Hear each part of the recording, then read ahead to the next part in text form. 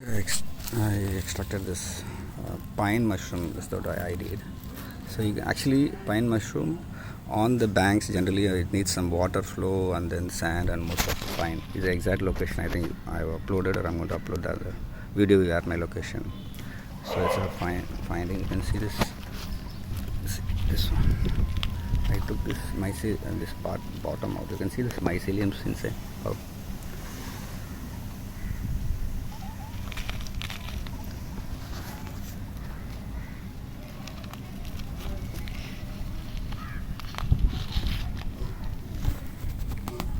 So like fine threads, it just runs.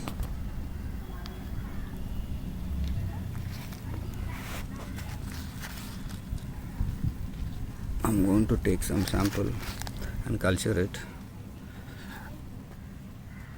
and also I'm going to keep it in my habitat pond place. So